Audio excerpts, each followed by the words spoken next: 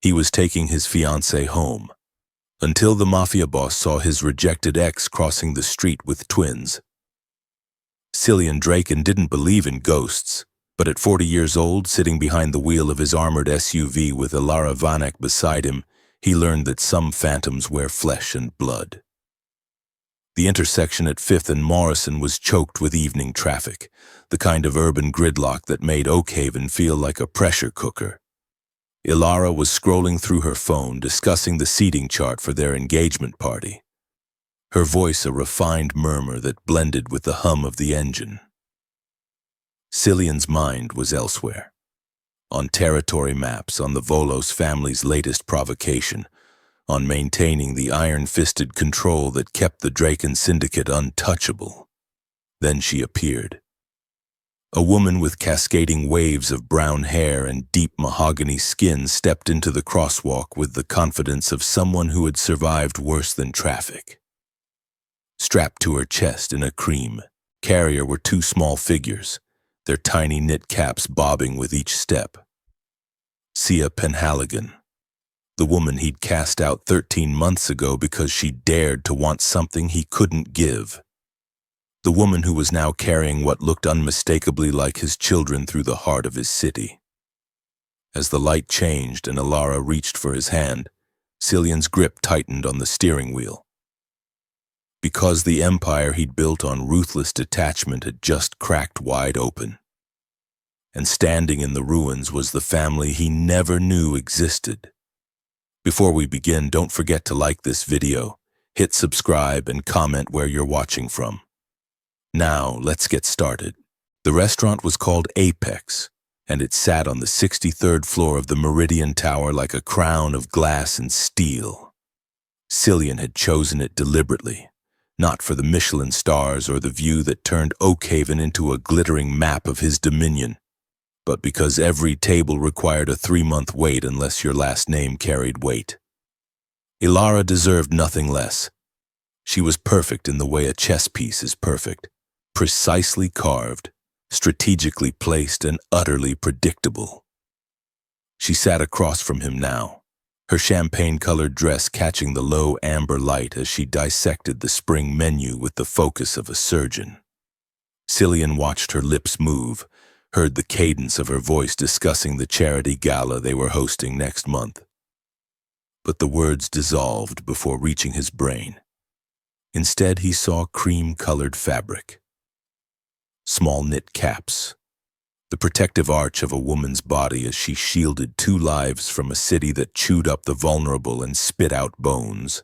"Cillian, are you listening?" Ilara's voice carried the faint edge of aristocratic impatience, the kind that came from a childhood where being ignored was unthinkable. He adjusted his cufflinks, a gesture that bought him 2 seconds to reconstruct his mask. "The gala, the Vandermeer Foundation. You want the ice sculpture in the shape of their logo." Her smile returned, sharp and satisfied. "Exactly. I knew you were paying attention." She reached across the table, her fingers cool against his wrist. "You've been distracted all evening. Is it the Volos situation?" The Volos situation. Kaiser and his sister Iskra had been testing boundaries for months, pushing shipments through disputed territory, whispering to Cillian's lieutenants about new leadership. It should have consumed his thoughts. It would have 24 hours ago. But now, every time he blinked, he saw Sia's face, older, harder, beautiful in a way that came from surviving rather than being sheltered. "It's handled," Cillian said, his voice carrying the granite authority that made men twice his size defer. "Torin is meeting with their intermediary tomorrow." Ilara nodded, already moving to the next agenda item. That was what he appreciated about her. No mess, no demands for emotional excavation. When he'd ended things with Sia, he'd told himself he was making a rational choice. She wanted children, wanted a life that looked like normalcy, wanted him to be something other than what his father Osiris had forged in blood and violence. Ilara wanted a partnership, a merger. She understood that love was a liability in their world. The waiter appeared with their entrees, something delicate and architectural that probably cost more than most people's rent. Cillian cut into the beef, but it tasted like ash. He could still see Sia's hands, one supporting the carrier, the other holding a worn canvas bag. No security detail, no driver. She was raising his children if they were his, and God, those eyes, he'd seen his own eyes staring back from those tiny faces. In whatever circumstances she could cobble together while he sat in towers made of money and mirrors. "I spoke with your father today," Alara said, and Cillian's fork paused mid-air. "Osiris called to discuss the prenuptial terms." Of course he did. Osiris Draken, retired but never truly gone, still pulling strings from his estate in the hills. The man who'd taught Cillian that weakness was death, that attachments were anchors that drowned kings. The man who discarded 3 families before finding one cold enough to survive proximity to his throne. What did he want? Cillian's voice was flat. To ensure the Vanek assets are properly protected, and to remind me that the Draken legacy is built on strength, not sentiment. Alara's eyes glittered. I assured him I understood perfectly. The weight in Cillian's chest grew heavier. Legacy. He'd spent 13 months convincing himself that legacy meant empire, meant territory, and respect, and a name that made men lower their eyes. But legacy was also in the curve of an infant's cheek, in the way Sia had moved through that crosswalk with the kind of fierce protection that made his syndicate's armed convoys look like theater. His phone buzzed. A message from Mace Kendrick, his fixer. Package located. Sending address. Advise on approach. Cillian stared at the screen. One decision. He could delete the message, finish this dinner, marry Alara in 3 months, and continue building the glass kingdom his father demanded. Or he could crack the foundation and see what lived in the ruins. Alara was watching him again, her expression curious. Is everything all right? Cillian looked up at her, at this woman who would never ask him to be anything other than the monster his world required, and realized that everything had been wrong for 13 months. He'd just been too much of a coward to admit it. I need to make a call, he said, standing. I'll be right back. But as he walked toward the restaurant's terrace, the city spreading below him like a kingdom of lies, Cillian Draken knew he wasn't coming back to this table, or this life. The same man. Mace Kendrick didn't ask questions. That was why Cillian paid him 3 times what the FBI offered and 4 times what he was worth on the open market. The man was a ghost with a business degree, someone who could pull financial records, surveillance footage, and social security numbers out of thin air while maintaining the emotional investment of an accountant reviewing spreadsheets. They met in the basement of a building Cillian owned through 6 shell companies, a concrete box that hosted meetings the world above would never hear about. Mace arrived at 2 in the morning with a leather portfolio and the kind of exhaustion that came from spending 18 hours doing things that would make privacy advocates weep.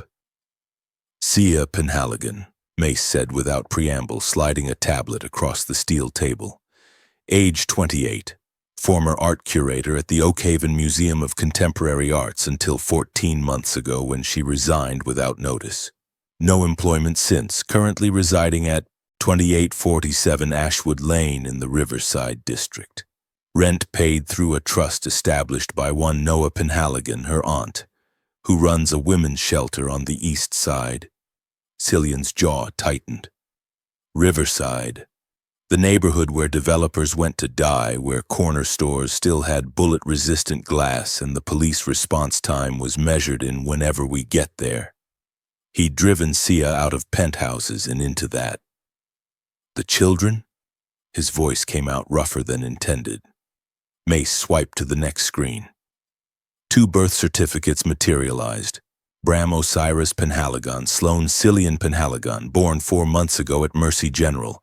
the public hospital where gang members and uninsured mothers shared waiting rooms. No father listed on either document, but those middle names were a message written in ink and defiance. She named them after me, after my father. Cillian stared at the tiny footprints preserved digitally, smaller than his thumbprint. Why wouldn't she tell me? Maybe she did. Mace pulled up a phone log. 3 calls to your private line in month 7 of her pregnancy, all disconnected within 5 seconds. 2 emails to your personal address, both bounced back. 1 registered letter sent to the Draken building, returned unopened with a note from your assistant that you were no longer accepting correspondence from that sender. The concrete walls seemed to close in. He remembered now, vaguely, distantly, the way you remember ordering drinks you regretted the next morning. He'd told Kira, his assistant, to filter Sia out completely. Clean break. No loose threads. He'd been so convinced he was doing the strong thing, the smart thing, that he'd automated his own cruelty.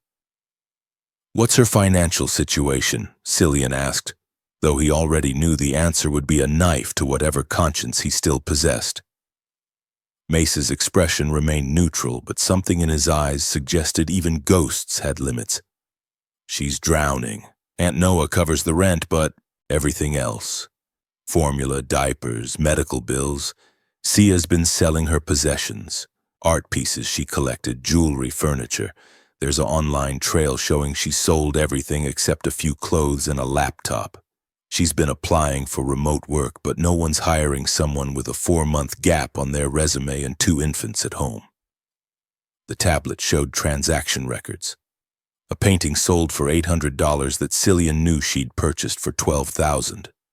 A necklace he'd given her for her birthday, vintage Cartier, pawned for less than 1/10 of its value. She was liquidating her entire life in increments, and he'd been sitting in restaurants that charged $300 for beef while his children's mother chose between heating and eating. Does she have protection? Cillian's mind was already moving to threat assessments. If anyone in his world discovered he had children living unguarded in Riverside, they'd become leverage before sunrise. None. She moves like someone trying not to be noticed. Groceries at odd hours. Never the same route twice. Parks in different locations. Mace hesitated, and that hesitation from a man who didn't hesitate was its own red flag. There's something else. He pulled up surveillance footage from a bodega 3 blocks from Sia's apartment. The timestamp read 11 days ago. Sia was at the counter, twins in their carrier, counting change from her palm to pay for formula. A man entered the frame, heavy-set, tattooed, moving with the predatory ease of someone who knew the streets belonged to him. He said something to Sia. She stiffened, pulled the carrier closer, shook her head. The man laughed, reached toward her face. The footage showed Sia backing away, then leaving without her purchase. "Who is he?" Cillian's voice dropped to the register that preceded violence.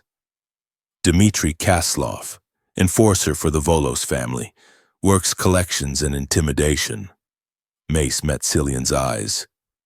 "Which raises the question of what a Volos enforcer wants with your ex in a neighborhood they don't operate in." The answer hit Cillian like a bullet. Someone knew. Someone in the Volos organization had already identified Sia and the twins as his weakness, his pressure point, his exposed throat. And if Dmitry was making contact, it meant they were either gathering intelligence or preparing to make a move. Cillian stood, his chair scraping against concrete. "I need a full security workup on her building, cameras, exits, vulnerabilities. And I need to know everyone who's been within 50 feet of her in the last month." "Boss," Mace's voice carried a warning. "If you move on this, people will notice. Ilara will notice, your father will notice. And once they know you have children you care about, then they'll know I'm not my father." Cillian grabbed his coat. "How fast can you get me clean surveillance on Ashwood Lane?" "It's already running. I figured you'd ask. Mace pulled up a live feed, a modest duplex with peeling paint and a small porch. The windows glowed with warm light, soft, domestic, nothing like the cold grandeur Cillian had built his life around.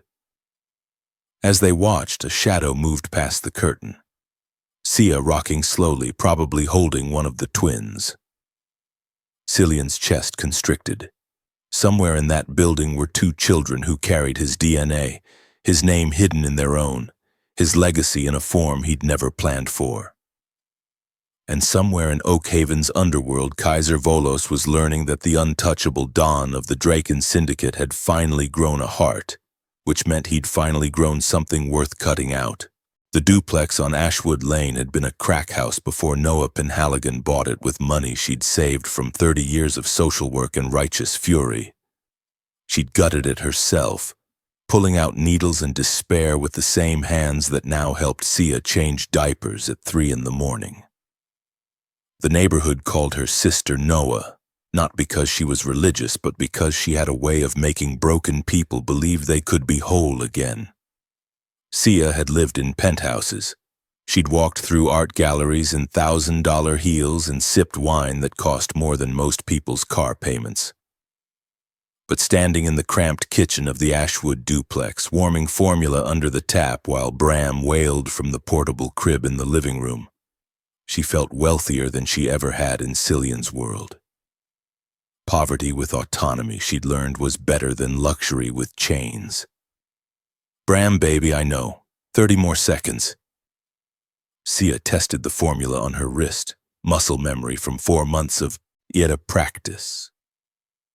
Sloane was still asleep in the nursery, the second bedroom that Noah had painted soft yellow despite Sia's protests that she couldn't accept more charity. Her aunt had just laughed and said, "Child, you're raising twins alone because a man chose power over love. The least I can do is buy paint." The truth was more complicated, but Sia let her aunt believe the simpler version. She'd never told Noah about the 3 unanswered calls, the returned letter. The way Cillian's assistant had said, "Mr. Draken has made his position clear, Miss Penhaligon. Further contact will be considered harassment."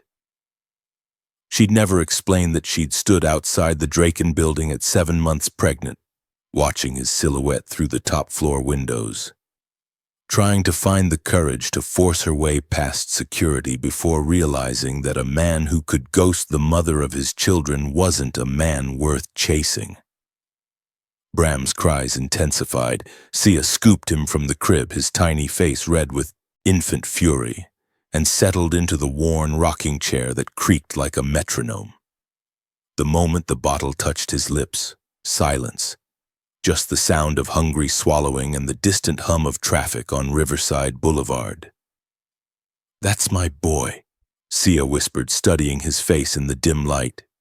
He had Cillian's eyes, that unsettling pale blue that looked silver in certain angles. Sloane had them too, along with the sharp cut of his jawline. Sia had spent hours convincing herself she saw her own features in them, but the truth was undeniable. They were Draken children, born into hiding because their father's world would devour them whole. The front door opened. Sia's free hand moved instinctively toward the kitchen knife she kept within reach. A habit from the night Dimitri had followed her home from the bodega, watching from across the street until Noah came out with a baseball bat and a vocabulary that made gang members reconsider their life choices. "Just me, baby girl." Noah appeared in the doorway, arms loaded with grocery bags that Sia knew she couldn't afford to refuse but hated accepting. "Got formula on sale, 4 cans, and some of that fancy organic baby food you've been eyeing." "Noah, you can't keep." "I can and I will." Her aunt set the bags down with the finality of someone who'd spent decades telling the world what she would and wouldn't tolerate. At 63, Noah Penhaligon was steel wrapped in brown skin and silver locks, a woman who'd raised Sia after her parents died and never once made her feel like a burden. Those babies didn't ask to be born into this mess. And you didn't ask for a man who mistakes cowardice for strength. Sia blinked back tears she'd promised herself she wouldn't shed anymore. Bram finished his bottle and she lifted him to her shoulder for burping, his small body warm and impossibly fragile against her chest. This was her empire now. Not gallery openings or society pages, but 2 a.m. feedings and the particular joy of a baby's burp. She'd traded Cillian's glass towers for Noah's sanctuary, and most days she didn't regret it. Most days. I saw that man again, Sia said quietly. Dimitri, he was at the park on 5th Street yesterday. Didn't approach, just watched from his car. Noah's expression hardened. I'm calling Marcus. Marcus ran the Community Watch program, a network of neighborhood veterans who'd decided their block was worth protecting. That Volos trash has no business. He asked about the twins' father. Sia's voice barely rose above a whisper. Bram let out a satisfied burp, oblivious to the fear crystallizing in his mother's chest. Asked if their daddy knew he had such beautiful children. The temperature in the room seemed to drop. Noah moved to the window, checking the street with the practiced eye of someone who understood threats. They know. They know something. Maybe not who, but enough. Sia looked down at Bram, at his perfect tiny features and the life she'd built around keeping him safe. We might need to move. Move where, Sia? You think Cillian Draken's reach doesn't extend beyond Riverside? Noah turned back, her face a mixture of anger and fear. That man made you invisible when it suited him. Now his enemies are making you visible. And when Cillian finds out, he won't. Sia's voice carried a certainty she didn't feel. He made his choice 13 months ago. We're ghosts to him. But even as she said it, as she carried Bram toward the nursery where Sloane was beginning to stir, Sia felt the truth like a weight. You couldn't hide children from a man who owned half the city. You could only delay discovery. And somewhere in Oakhaven's towers of glass and violence, 2 worlds were on a collision course. The sanctuary she'd built from love and the kingdom he'd built from blood. The question wasn't if Cillian would find them. It was what he would do when the ghost of his past became the undeniable present, and whether a man who'd mastered cruelty could learn tenderness before his enemies turned her children into weapons. Outside, a car engine idled too long before pulling away. Sia held Bram tighter and wondered how much time she had left. The park on 5th Street wasn't on any tourist map. It was a pocket of struggling green between 2 housing projects, where rust-stained playground equipment stood like monuments to municipal neglect, and mothers brought their children because the alternative was keeping them locked inside. Cillian watched from his car. Not the armored SUV, but a nondescript sedan Mace had provided, as Sia pushed a double stroller along the cracked pathway. She moved differently than he remembered. The art curator who'd floated through gallery openings with champagne glass grace was gone, replaced by someone who kept her shoulders squared and her eyes scanning, cataloging threats the way he'd taught her without meaning to. She'd learned his world's lessons after all, just not in the way he'd intended. Cillian waited until she'd settled on a bench beneath an anemic oak tree before approaching. He'd rehearsed this moment a dozen times in his head, but every script dissolved when she looked up and her expression shifted from surprise to something colder than anything he'd ever inspired in his enemies. No. That single word delivered with the finality of a judge's gavel. Sia, no. She stood, hands moving to the stroller with protective precision. You don't get to do this. You don't get to materialize in my life after 13 months of silence and expect, what, absolution, access, and explanation? I didn't know. The words came out raw, stripped of the authority he wore like armor. About them, I didn't know. You didn't want to know. Sia's voice carried the particular bitterness of someone who'd made peace with abandonment, and resented having that peace disturbed. I called you 3 times, I sent a letter. Your assistant told me further contact would be considered harassment, so I stopped contacting you, Cillian. I respected your rejection. Now I need you to respect mine. The twins were visible in the stroller, Bram awake and watching the world with those unnerving, draken eyes, Sloane sleeping with one small fist pressed against her cheek. Looking at them was like staring into a mirror that showed him who he was supposed to be instead of who he'd become. Their middle names, Cillian said, his voice rough. You gave them our names. I gave them their heritage. That doesn't mean I'm giving them to you. Sia moved the stroller slightly, a subtle repositioning that put more distance between them. You made it clear that family was weakness, that attachments were liabilities. Congratulations, Cillian. You were so convincing that I believed you. I was wrong. You were honest. She laughed, but it held no humor. That's what made it so devastating. You looked at me, at us, at the possibility of us, and chose emptiness. You chose your father's throne over everything I offered. So I built a life without you, and it's not glamorous or powerful or anything your world would recognize as valuable, but it's ours, mine and theirs.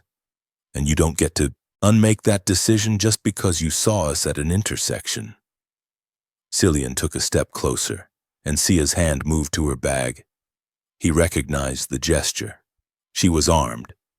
The woman who'd once refused to watch crime dramas because they were too violent now carried a weapon to the park. He'd done that. His absence had forged her into someone who understood that safety was something you built with your own hands. There are people who know about them, Cillian said, abandoning pretense. The Volos family, they've had someone watching you. Something flickered across Sia's face. Fear, but also resignation, as if she'd been waiting for this shoe to drop. Dmitri. The man who follows me like a shadow and asks questions designed to sound casual but aren't. He's an enforcer. Kaiser Volos is testing whether you're leverage. Cillian's hands curled into fists. They'll use the twins against me if they confirm the connection. Then don't give them a connection to confirm. Sia's voice turned, sharp as broken glass. Go back to your towers and your fiancé and your empire. Forget you saw us. Let us disappear the way you wanted us to 13 months ago. I can protect you. You can endanger us. She bent down, checking Sloane's blanket with hands that trembled slightly. Your protection comes with your presence, and your presence paints a target on their backs. The safest thing you can do for these children is stay away from them. They're my children, Sia. No. She straightened, and the look in her eyes could have cut diamonds. They're mine. Biology doesn't make you a father. Showing up doesn't erase abandonment. You wanted freedom from the complication of family. Well, you're free. Now let me and my children be free of you. I can't. The admission cost him something vital. I can't unsee them. I can't unknow that they exist, that they're in danger because they carry my DNA. You want me to walk away? I already did that once, and it's the worst thing I've ever done. And Sia, I've done things that would make you sick. I know what you've done. Her voice dropped to something almost gentle, almost pitying. I knew who you were when I loved you. I knew the blood on your hands and convinced myself I could be the clean thing in your life. But you can't compartmentalize humanity, Cillian. You can't be a monster in the streets and a man at home. Your father taught you that, and you believed him so completely that you chose the monster. Bram started to fuss, small sounds building toward a cry. Sia lifted him from the stroller with practiced ease, rocking him against her shoulder. Watching her mother his child, their child, was like looking at a life he'd discarded without understanding its value. 5 minutes, Sia said finally, her voice tight. That's what I'll give you. 5 minutes with them once, so you can satisfy whatever crisis of conscience you're having. Then you disappear. You marry your perfect society woman, you fight your wars, and you let us live in peace. Saya. 5 minutes, Cillian, tomorrow. My apartment. After that, if I see you again, if I catch even a glimpse of your surveillance or your people watching my children, I will take them somewhere not even your money can find us. She locked eyes with him, and he saw that she meant it absolutely. Do we have an understanding? He should negotiate. He should assert rights or leverage his resources or explain that a man in his position didn't accept limitations. But looking at Sia, at the woman he'd loved and discarded, now fierce and unbreakable in ways his world had forged, Cillian could only nod. Tomorrow. 5 minutes, I'll take it. She gave him the address, though they both knew he already had it, and turned to leave. Cillian watched her navigate the broken pathway, his children disappearing back into the life he'd forced them to build without him. His phone buzzed, a message from Mace. Volos movement, multiple vehicles converging on Riverside, ETA 20 minutes. The sanctuary was compromised, and his 5 minutes might be all he'd ever get, if any of them survived the night. The duplex smelled like baby powder and something baking. Banana bread, Cillian realized, a detail so domestic it felt like stepping into an alternate dimension. Sia stood in the doorway with the body language of a bouncer, scanning the street behind him before stepping aside with clear reluctance. Shoes off, wash your hands, and if you wake Sloan, you leave immediately. Her voice carried the clipped authority of someone operating on 3 hours of sleep and pure maternal instinct. Clock starts when you sit down. The living room was smaller than his walk-in closet, furnished with pieces that looked salvaged rather than selected. But the walls held photographs, black and white prints of Oakhaven's architecture that Sia must have taken herself, each one capturing beauty in the city's industrial bones. He recognized her artistic eye, the curator's sensibility that couldn't be fully buried under survival mode. Bram was in a bouncer on the floor, batting at hanging toys with the focused intensity of someone solving a complex problem. He looked up when Cillian entered, and those pale blue eyes, his father's eyes, a legacy written in genetics, tracked him with uncanny awareness for a 4-month-old. You can hold him, Sia said, though her tone suggested she'd rather he didn't.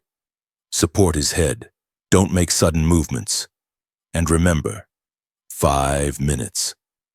Cillian had held guns steadier than his hands as he lifted his son. Bram was impossibly light, impossibly warm, a weight that should have been negligible but felt like holding the entire world. The baby studied him with that serious Draken expression, and Cillian felt something crack in his chest. Not breaking, but opening. Like a door sealed so long he'd forgotten rooms existed behind it. Hey, he whispered, the word completely inadequate. Hey, Bram. The baby's tiny hand wrapped around Cillian's finger with surprising strength, and that simple gesture, that unconscious trust, unmade him. This was his son, his blood. Not a theoretical consequence or a strategic complication, but a person who would grow up asking questions. Who deserved a father, not a ghost story about a man too afraid of vulnerability to show up. He likes you.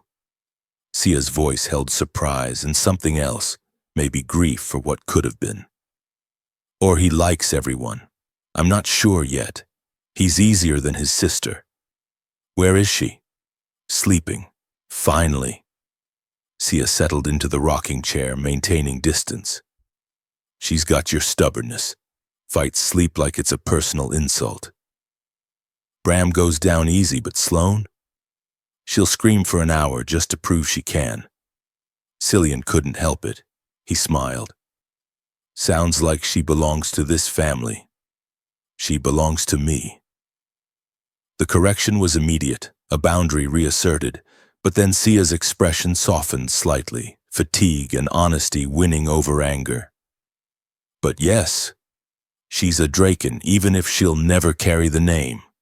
A door creaked down the hall, and an older woman, emerged, tall, silver-haired, with eyes that assessed Cillian with the kind of X-ray vision that made crime lords look charitable. Noah Penhaligon. He recognized her from Mace's file. So this is the man who thinks 5 minutes buys back 13 months. Noah crossed her arms. You got a lot of nerve showing your face here after what you put my niece through. Noah, please, Sia started. No. He needs to hear it. Noah took a step closer, and despite being unarmed and 63, she radiated a threat Cillian respected. She called you crying, begging. 7 months pregnant and terrified, and you what? Had your assistant block her number, returned her letter? What kind of man does that to a woman carrying his children? The kind of man who was wrong. Cillian looked down at Bram, who was starting to drowse against his chest. The kind who believed his father's lies about what strength looks like. Pretty words. Noah's expression didn't shift, but words are cheap. What matters is what you do next. You here to play daddy for 5 minutes and disappear? Or you finally gonna be the man she deserved 13 months ago? I don't know. The honesty surprised even him. I don't know how to be what they need. My father taught me how to build empires and destroy enemies. Nobody taught me how to... He gestured helplessly at the domestic tableau around him. This? Sia's voice held an edge. This is showing up, Cillian. That's the entire skill set. Being present when it's hard and boring and exhausting. Changing diapers at 3 a.m. Worrying about formula prices. Existing in the same space as your children's lives instead of ruling from a tower. A cry pierced the conversation. Sloane, awake and announcing her displeasure. Sia rose immediately, muscle memory taking over, but Cillian spoke before she could leave. Can I meet her too? The request hung in the air. Sia and Noah exchanged a look, some silent communication passing between them. Finally, Sia nodded, disappearing down the hall. She returned carrying a bundle that radiated indignation. Sloane, red-faced and furious, working up to a proper wail. Give me Bram first, Sia instructed, and they executed an awkward exchange. Then she placed Sloane in his arms, and Cillian looked down at his daughter for the first time. She had Sia's mouth, his eyes, and an expression of absolute outrage that he recognized from mirrors on bad days. She was beautiful and angry and entirely unimpressed with his existence, and Cillian felt the last of his carefully constructed walls collapse. She hates me, he said, but his voice held wonder rather than hurt. She doesn't know you well enough to hate you yet. Sia settled Bram against her shoulder, swaying slightly. That comes later when she's old enough to ask where you were. The words were meant to wound, and they succeeded. But holding Sloane, feeling her tiny chest rise and fall with each breath, Cillian understood that he'd already wasted. Months he couldn't reclaim. Every day he'd spent convinced that power mattered more than presence was a day he'd stolen from himself. Your 5 minutes are up, Noah announced, checking her watch with theatrical precision. I want more time. Cillian looked at Sia, at the exhaustion carved into her features, at the life she'd built from scraps while he'd sat in towers. I need to be their father. Not in 5-minute increments, really be it. You think you can just decide that? Sia's eyes glistened. You think you can walk away from your empire, your fiancé, your entire life and playhouse in Riverside? No. Cillian carefully transferred Sloane back to her mother, his hands already missing her weight. But I think I can figure out how to be 2 things at once. The man my world needs and the father my children deserve. Your world is violence, Cillian. You bring that here and my children... His phone erupted with alerts, 3 messages simultaneously from Mace, Torin, and his head of security. Cillian's blood turned to ice as he read, Volos convoy, armed, headed to Ashwood Lane. They know. He looked up at Sia, at Noah, at the children he'd just met and couldn't lose. We need to leave, now. All of you. They're coming. Who's coming? Sia's voice pitched toward panic. Everyone, Cillian said, already moving toward the door. And they're not coming to talk. The Draken estate sat in the hills like a mausoleum for living things. All white stone and iron gates that kept the world at a calculated distance. Cillian had moved Sia, the twins, and Noah to a secure location. A property owned through so many shell corporations that even his enemies would need weeks to trace it. Then he'd driven here, to the place where he'd learned that love was weakness and family was a strategic liability. Osiris Draken didn't do surprise well. He stood in his study, the same room where he'd taught Cillian that mercy was a luxury kings couldn't afford, holding a glass of scotch that probably cost more than Sia's monthly expenses. At 71, he still carried himself like violence personified, a man who'd retired from the syndicate but never from the mentality that built it. You've been making unusual decisions. Osiris didn't look up from the chessboard on his desk, a game he played against himself because he'd outlived everyone worth competing with. Canceling meetings, rerouting security assets. Ilara called me concerned. I have children. Cillian closed the door behind him, not bothering with preamble. Twins, 4 months old, with Sia Penhaligon. The chess piece in Osiris's hand, a black king, paused mid-movement. When his father looked up, his expression held curiosity rather than surprise, and Cillian realized with cold certainty that Osiris had known. Maybe not everything, but enough. I wondered when you'd discover that particular consequence. Osiris set down the piece with deliberate care. The woman called you, multiple times. I assumed you'd handled it the way I taught you. You knew? The words came out strangled. You knew she was pregnant and you didn't what? Encourage you to repeat my mistakes? Osiris moved to the window overlooking manicured grounds that looked like a cemetery for spontaneity. I had 4 children with 3 different women before your mother. Do you know where they are now, Cillian? Neither do I, because I learned early that emotional entanglements are leverage for your enemies and distractions from your purpose. They're people, not strategic liabilities. Cillian's voice rose despite his attempt at control. Those children you abandoned, my half-siblings, were people who deserved a father. And what would I have given them? A childhood of kidnapping attempts? Mothers murdered to send messages? You think love protects children in our world? Osiris turned, his eyes holding the cold certainty of someone who'd calcified around his choices. I saved them by leaving, just like you saved those twins by rejecting their mother. The logic was poison dressed as wisdom, and Cillian had drunk it for 40 years. He saw it clearly now, the way Osiris had taught him that absence was protection, that distance was love, that the only safe legacy was one built on fear rather than connection. I met them today. Cillian's hands clenched at his sides, held them, looked into their eyes, and saw myself looking back. And you know what I felt? Not fear about their safety or concern about leverage. I felt like I'd been walking around with a hole in my chest for 13 months and didn't know it until they filled it. That feeling will get them killed. Osiris poured another scotch, his movements precise and mechanical. Kaiser Volos already knows about them.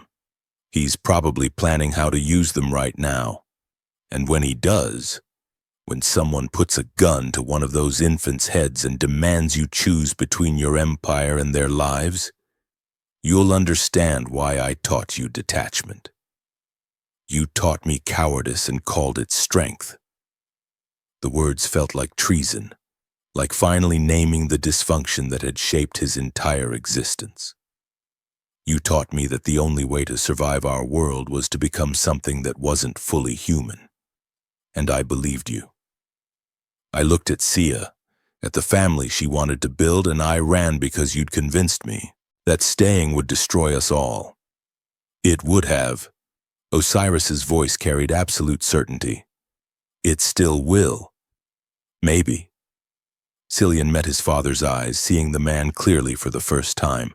Not a king, but a prisoner who'd built his own cell and convinced himself it was a throne. But at least I'll have tried. At least they'll know I showed up even if I fail. You know what Sia told me? That biology doesn't make you a father. And she's right. You're biologically responsible for 5 children, but you're not a father to any of us. You're just a man who confused isolation with strength and trained his sons to repeat the pattern. Something flickered across Osiris's face. Pain, maybe, or the ghost of regret he'd spent decades burying. I kept you alive. That's what fathers do in our world. We make the hard choices so our children survive. Survive isn't the same as live. Cillian moved toward the door, done with this conversation and the man who'd authored so much of his damage. I survived your parenting. But Bram and Sloane, they're going to live. They're going to know their father loves them more than his crown. And if that makes me weak in your eyes, then I'll take weakness over whatever this is. Cillian. His father's voice stopped him at the threshold. When they come for those children, and they will come, you'll have to choose. The twins or the syndicate, your family or your empire, and in that moment you'll understand that I didn't teach you cruelty. I taught you survival. No. Cillian looked back at the man who'd shaped him, seeing clearly for the first time how much of Osiris's choices were about fear rather than strategy. You taught yourself how to live with abandoning your children, and you dressed it up as philosophy so you could sleep at night. I'm not you. I won't be you. And if choosing my children means losing everything you built, then your empire wasn't worth having. He left before Osiris could respond, his father's silence, speaking louder than any argument. The drive back through Oakhaven's hills felt like shedding skin, like every mile between him and that study was a mile toward something resembling redemption. His phone buzzed. Torin. Kaiser Volos requesting meeting. Says he has a proposal about your family situation. Very explicit threats if you decline. Cillian pulled over, staring at the message as the city sprawled below him.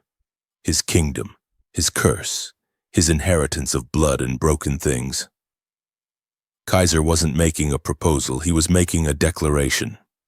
Your children are pawns now, and every move you make is in check. The syndicate or the twins. His father's voice echoed in his head, that cold certainty that love was a luxury and attachment was fatal. But looking at his phone, at the photo Sia had texted him earlier, Bram and Sloane sleeping side by side, their tiny hands touching, Cillian knew his father was wrong about one thing. The choice wasn't between his empire and his family. The choice was whether he'd become the man his children deserved or remain the ghost his father had created.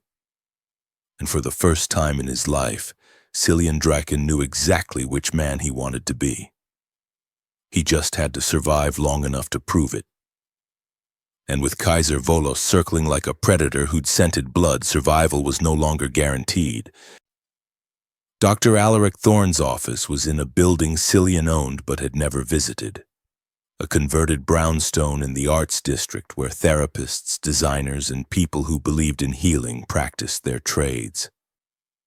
Thorne himself was a contradiction.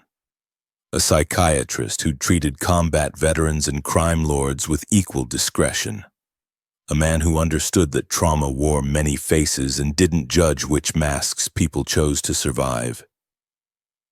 You're paying me $500 an hour to teach you how to change a diaper? Thorne's eyebrows rose above his wire-rimmed glasses, amusement flickering in his dark eyes. I'm paying you to teach me how not to destroy my children while trying to be their father. Cillian sat in the leather chair that probably cost less than his watch but somehow felt more substantial. There's a difference. Over the next 3 weeks, Cillian lived in split screen. Mornings belonged to the syndicate, meetings with Torin about territory disputes, phone calls with suppliers, the delicate dance of maintaining power while his attention hemorrhaged toward something more important. Afternoons and evenings belonged to a safe house in the Meridian district, where Sia had reluctantly agreed to let him visit under strict conditions. No more than 2 hours, always supervised, and the moment he brought his world's violence to their door, he'd lose access permanently. The first visit, he'd sat frozen while Sloane screamed for 45 minutes straight, her tiny face purple with rage. Sia had watched from the doorway, not helping, letting him drown in the reality of infant fury. Finally, she'd taken pity and shown him the particular rocking motion that sometimes worked, the specific pressure of a hand on Sloane's back that could occasionally broker peace. "She's not a business negotiation," Sia had said, exhaustion making her voice flat. "You can't strategize your way into her loving you. You just have to show up and hope." By the second week, Cillian had mastered the mechanics. Bottles at the right temperature, diapers changed with fumbling efficiency. The way Bram liked to be held facing outward so he could observe the world like a tiny general. But Thorn kept pushing past mechanics toward something harder. "Tell me about Elara," Thorn said during their session, his pen poised over a notebook he rarely wrote in. "I ended it." Cillian's jaw tightened. 3 days after I met the twins. Told her the truth, that I have children with someone else and I'm choosing to be their father. How did she respond? With the grace of someone who'd been auditioned for a role she never really wanted. Cillian remembered her expression, relief more than anger, as if he'd freed her from a performance she'd been rehearsing. She said she'd always known I was somewhere else. She just didn't know where. "And your father's response to all this?" "He told me I'm making the same mistakes he avoided." Cillian's hands curled into fists. "That love is leverage and family is fatal in our world. That when Kaiser Volos comes for the twins, not if, when, I'll regret choosing attachment over strength." "Do you believe him?" The question hung in the air. Cillian thought about Sloane falling asleep on his chest 2 nights ago, her small body trusting him completely despite having known him for barely a week. He thought about Bram's laugh, a sound he'd discovered by accident while making ridiculous faces, and how that laugh had made him feel wealthier than every dollar in his accounts. "I believe he's terrified," Cillian said finally. "I believe he spent his whole life running from connection, and convinced himself he was running toward something better. And I believe I'm one decision away from becoming him if I'm not careful." Thorn nodded slowly. "The fact that you recognize that pattern puts you ahead of most people who come through that door. The question is, what are you willing to sacrifice to break it?" Everything, Cillian thought but didn't say. Because saying it out loud felt like issuing a challenge to the universe. That evening, he sat on the floor of the safe house while Sia cooked dinner in the kitchen. Something simple that still felt like domesticity from another planet. Bram was on a playmat, batting at hanging toys with increasing coordination. Sloane was in Cillian's lap, gripping his finger with startling strength and studying his face with those pale eyes that held questions he'd spend years answering. "You're getting better at this," Sia said from the doorway, her tone careful, not quite warm but not hostile either. "Thorn says I'm learning to tolerate not being in control." Cillian adjusted Sloane's position, supporting her head the way Sia had taught him. Apparently, that's the entire skill set for parenting. That and functioning on no sleep, spending money you don't have on things you didn't know existed, and watching your heart walk around outside your body. Sia leaned against the door frame, and for a moment she looked like the woman he'd loved. Before his rejection, before the pregnancy, before everything broke. "You're funding the security here, aren't you?" The cameras, the reinforced doors, the ex-military detail that pretends to be building maintenance. No point in lying. Yes, I should be angry. She crossed her arms. I should tell you I don't want your money or your protection, that we were fine before you showed up. But you weren't fine. Dmitri was following you. The Volos family knew enough to send scouts, and Sia... He looked up at her, at the mother of his children who'd survived his absence and his world's attention. You shouldn't have to be fine on your own. Not anymore. This doesn't fix what you did. Her voice carried old pain, the kind that time hadn't fully healed. Showing up now doesn't erase 13 months of silence. I know. Sloane yawned, her small mouth opening in a perfect circle. But maybe it's a start toward something that looks like repair. If you'll let me try. Sia was quiet for a long moment, watching him hold their daughter with the careful attention of someone learning a language he should have been fluent in months ago. Finally, she nodded. One day at a time. That's all I can promise. That's more than I deserve. His phone buzzed. Mace's message was 3 words. Volos made contact. Cillian's blood went cold. He looked down at Sloane, at Bram on his mat, at the fragile domestic peace he'd built in stolen hours while his empire frayed at the edges. The double life was unsustainable. Thorn had warned him, Torin had warned him, even Sia had warned him. You couldn't serve 2 masters without one of them demanding a sacrifice. What is it? Sia's voice sharpened with the instinct she'd developed for reading his tension. Nothing. The lie tasted like ash. Just work. But as he carefully transferred Sloane to Sia's arms and checked the follow-up message, Kaiser wants meeting. Tomorrow? Says bring family or he brings them himself. Cillian understood that his father's prophecy was arriving ahead of schedule. The choice between his empire and his children wasn't theoretical anymore. It was tomorrow. And Kaiser Volos wasn't a man who accepted anything less than total surrender.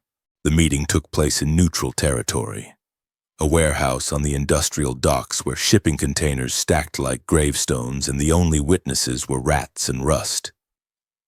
Cillian arrived with Torin and 4 armed guards, knowing it wouldn't be enough if Kaiser wanted blood. The Volos siblings didn't play by the old rules, the ones that said certain lines stayed uncrossed. Kaiser Volos was younger than Cillian by 5 years, but looked older, his face carrying the particular damage of someone who'd earned his position through violence rather than inheritance. Beside him stood Iskra, his sister and strategist, a woman whose beauty was weaponized and whose mind calculated outcomes 3 moves ahead of everyone else in the room. Cillian Draken. Kaiser's smile didn't reach his eyes. The untouchable Don, the man with no weaknesses, or so we thought. Get to the point, Kaiser. Cillian kept his voice level, his hands visible and empty, the body language of someone who wasn't afraid, but wasn't stupid either. You requested this meeting, I'm here. What do you want? Iskra stepped forward, her heels clicking against concrete like a countdown. She placed a tablet on the metal table between them. The screen showed surveillance photos, Sia pushing the stroller through Riverside, Cillian entering the safe house, a close-up of the twins sleeping in their carrier. The invasion felt visceral, like someone had reached into his chest and squeezed. Beautiful children, Iskra said, her voice honey over razors. Bram and Sloane, 4 months old, living under protection you're funding through shell companies. Very sweet, really. The big bad syndicate boss playing daddy in secret. You made your point. Cillian's voice dropped to the register that preceded violence. Now make your demand. Direct. I like that. Kaiser circled the table slowly. A predator assessing prey. Here's the situation. You control 40% of Oakhaven's operations. We control 30. The remaining 30 is split among families too weak to matter. We want your 40. You're going to give it to us. And if I refuse, then those beautiful children and their mother become collateral. Iskra swiped to another photo, the safe house's exterior marked with annotations showing entry points and vulnerabilities. You've secured the building. Impressive. But you can't guard them 24 hours a day. You can't be in two places at once. Eventually, you'll have to choose. A syndicate meeting or a midnight feeding, a territory negotiation or a doctor's appointment, and in that gap we'll be there. The threat was explicit, surgical, designed to cut where Cillian was newest and rawest. Torin shifted beside him, hand moving subtly toward his weapon, but Cillian raised a finger. Not yet. You're suggesting I hand over everything my family built because you took some photographs? Cillian kept his tone almost bored, though his pulse hammered. That's not negotiation, Kaiser. That's fantasy. Is it? Kaiser leaned against a shipping container, studying his nails like they were discussing stock portfolios. Let's play this out. You refuse. You go to war with us. Maybe you win. You've got the resources, the connections, the reputation. But wars take time. Months, probably years. And during that time, what happens to Sia? To the twins? You think you can fight us and protect them simultaneously? He's already struggling. Iskra's voice carried false sympathy. We've been watching, Cillian. You're exhausted, distracted. Your captains have noticed. Ilara noticed before you ended things. You're trying to be a syndicate boss and a father, and you're failing at both. The words landed because they carried truth. Cillian had missed 3 strategic meetings in 2 weeks. He'd signed off on a supply contract without reading it fully because Sloane had been crying and his mind had been elsewhere. The double life was fracturing him, and his enemies could see the cracks. So here's the deal. Kaiser's smile widened. You give us operational control gradually over 6 months so it looks like strategic restructuring rather than surrender. You keep your title, your wealth, your reputation, but the real power? That becomes ours. In exchange, your family lives unmolested. We never go near them. You get to be the doting father without worrying about us turning those children into orphans. Or, Cillian's voice was granite, or you refuse, we go to war, and you spend every day wondering if this is the one where you come home to bodies. Iskra's mask slipped, showing the cruelty underneath. We're offering you a deal, Cillian. Your pride or your children, choose. The warehouse fell silent except for distant sounds of the docks, waves against pylons, metal groaning, the industrial heartbeat of a city built on commerce and violence. Cillian looked at the photos of his children, at the evidence of his vulnerability displayed like pornography, and felt the weight of every decision that had led here. His father's voice echoed in his skull. This is why attachment is fatal. This is why kings rule alone. But alongside it, he heard Sloane's laugh. Bram's contented sigh when he fell asleep on Cillian's chest. Sia's voice saying showing up is the entire skill set. He'd spent 13 months building walls and 3 weeks discovering what lived on the other side. He'd learned that power without purpose was just elaborate emptiness, that an empire ruled from isolation was a prison with better furniture. I need time, Cillian said finally. 24 hours to consider your terms. 12. Kaiser's smile turned sharp. And Cillian? Don't do anything stupid like trying to move them. We have people watching. You run, they die. You fight, they die. The only way they live is if you surrender. Noon tomorrow. This location, bring your answer. Iskra collected the tablet, her expression triumphant. The Volos siblings left with their guards, and suddenly the warehouse felt cavernous and cold. Torin moved beside Cillian, his voice low and urgent. Boss, we can fight this. We've got enough soldiers to... To what? Cillian turned and Torin stepped back at whatever he saw in his eyes. To start a war that put Sia and the twins in the crossfire? To prove my father right, that family is a weapon your enemies use against you? So what do we do? Cillian looked at the surveillance photos still burned into his vision. His children, his legacy, his heart walking around outside his body in a world that ate the vulnerable. He thought about Osiris, about the children his father had abandoned to keep them safe, about the choice that had defined the Draken line for 2 generations, the crown or the cradle, power or presence, empire or love.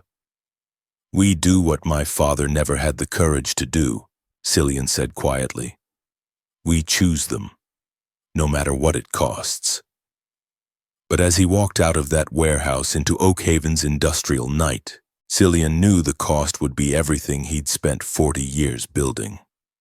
And he had 12 hours to figure out if there was a third option, one where his children got a living father instead of a martyred ghost, and his surrender didn't paint a target on every person who'd ever trusted him.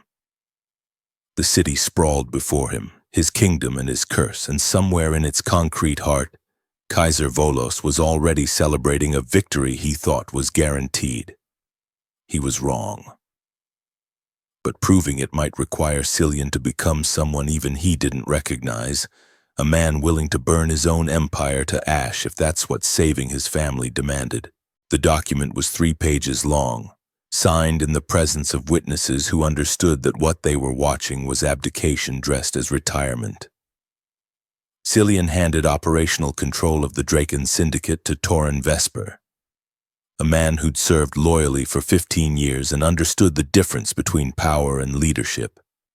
The transfer was structured carefully, gradual enough that it wouldn't trigger chaos, decisive enough that Kaiser Volos would get the message. The king was leaving his throne. You're sure about this? Tauren held the papers like they might explode. Once this goes public, there's no walking it back. You'll be free, Cillian finished. I'll be free, and so will my children. The meeting with Kaiser happened at noon as demanded, but not in the warehouse. Cillian chose the rooftop of the Meridian Tower, his building, his territory, his terms. When Kaiser and Iskra arrived, flanked by their guards, they found Cillian standing alone against the skyline, looking like a man who'd already won by deciding not to fight. You're surrendering. Kaiser's expression flickered between triumph and confusion.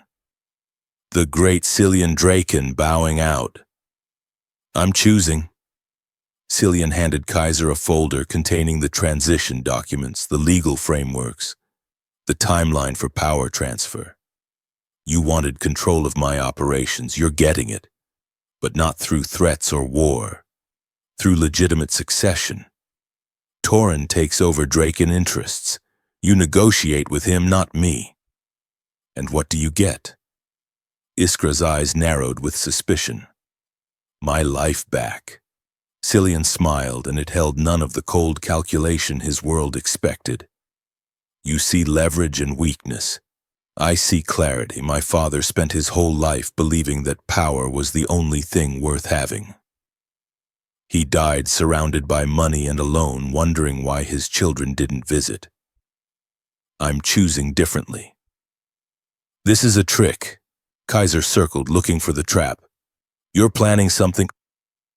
I'm planning to be at my daughter's first birthday.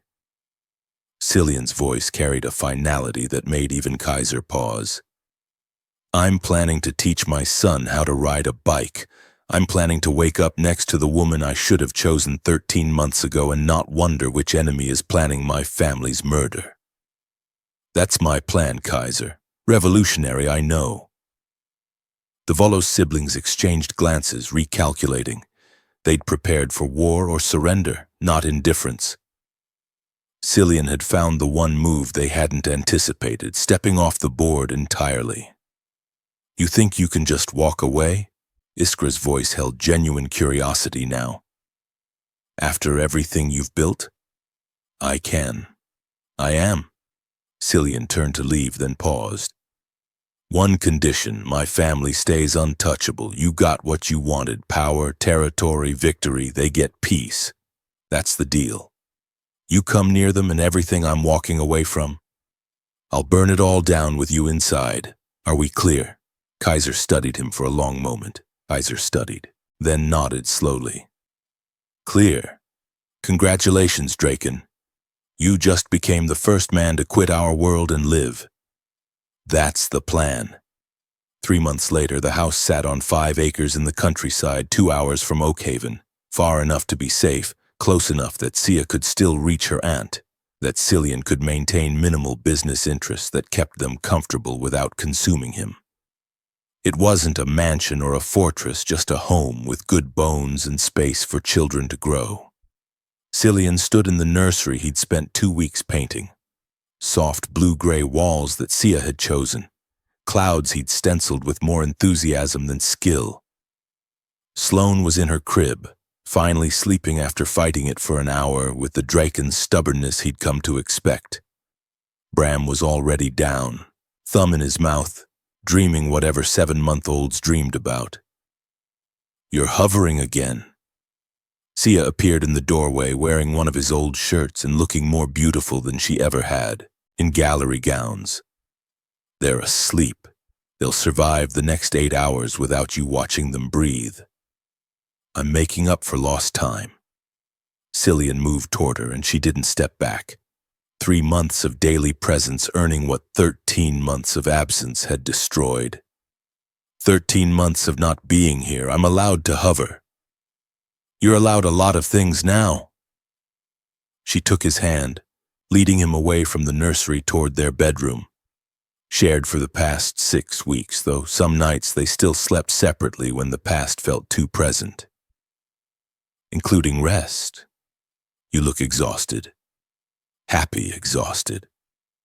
He pulled her closer and she let him, her body fitting against his the way it used to before he'd ruined everything. There's a difference. They lay in bed with the window open, country quiet replacing city noise, and Cillian felt something he'd spent 40 years avoiding. Contentment.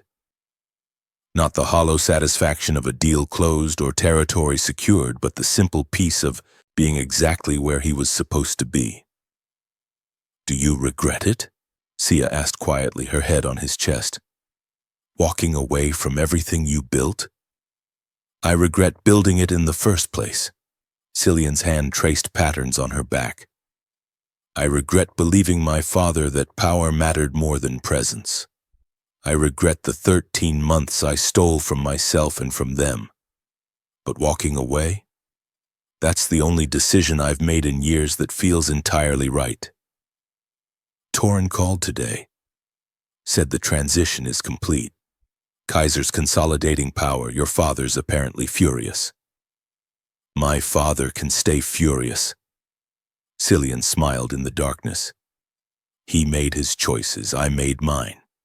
The difference is I'll have people at my funeral who actually miss me.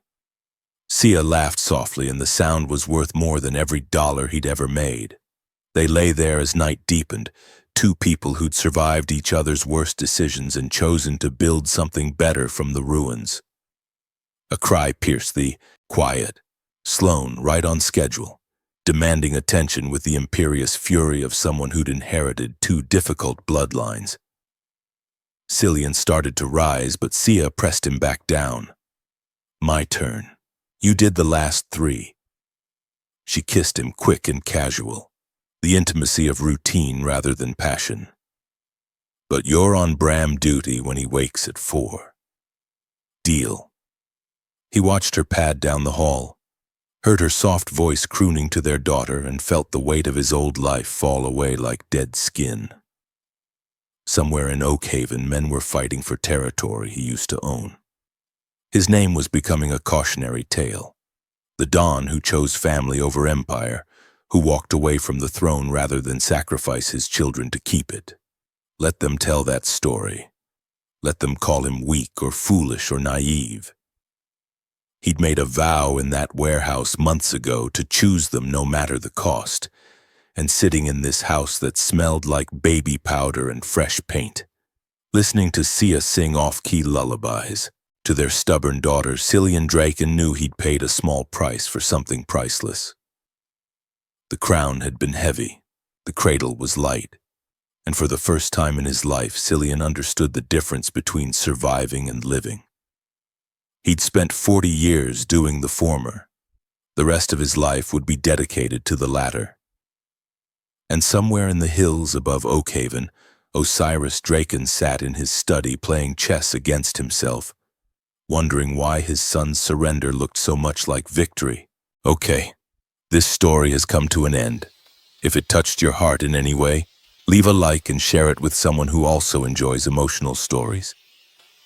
New stories are coming soon. Until then, I'll be in the comments. Let's talk about this ending.